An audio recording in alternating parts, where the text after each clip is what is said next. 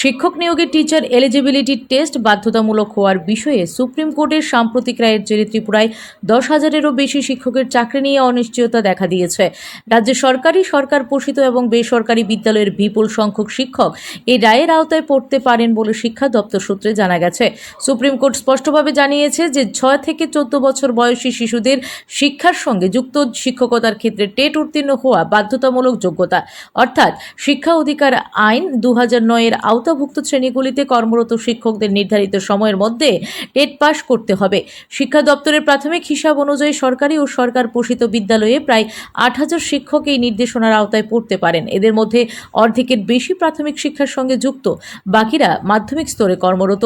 Supreme court তার রায়ে 1 September 2028-কে শেষ সময়সীমা হিসেবে নির্ধারণ করেছে।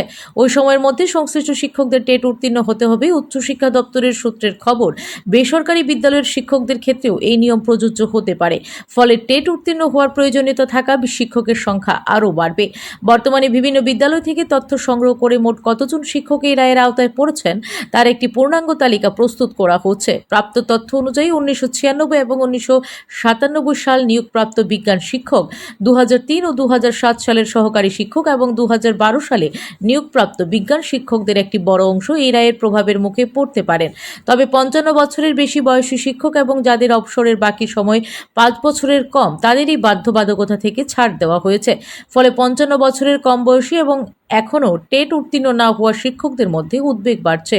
এদিকে সমগ্র শিক্ষা অভিযানের সমগ্র শিক্ষা অধীনে নিযুক্ত শিক্ষকদের ক্ষেত্রে এই রায় কতটা প্রযোজ্য হবে তা নিয়ে ধোঁয়াশা রয়েছে, কারণ তারা নিয়মিত সরকারি কর্মচারী নন এবং কেন্দ্রীয় সিভিল সার্ভিস রুলস বা পৃথক কোনো পরিষেবা আচরণ বিধির আওতায় পড়েন না। জানা গেছে, সুপ্রিম কোর্টের এই রায়কে কেন্দ্র করে রাজ্যের বিভিন্ন শিক্ষক এবং কর্মচারী সংগঠনের ভূমিকা নিয়েও আলোচনা শুরু হয়েছে। দেশের বিভিন্ন রাজ্যের শিক্ষক সংগঠনগুলি এই বিষয়ে কেন্দ্রের কাছে পুনর্বিবেচনার আবেদনও জানিয়েছেন।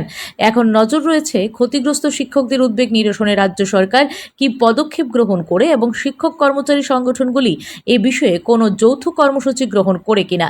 উল্লেখ্য, বিচারপতি দীপঙ্কর দত্ত এবং বিচারপতি মনমোহনের ডিভিশন বেঞ্চ অঞ্জুমান ঈশা আতি তালিম ট্রাস্ট বনাম মহারাষ্ট্র রাজ্য মামলার রায় পুনর্নির্বাচনের আবেদন সংক্রান্ত এক গুচ্ছ মামলার শুনানি শেষে এই গুরুত্বপূর্ণ রায় প্রদান করে।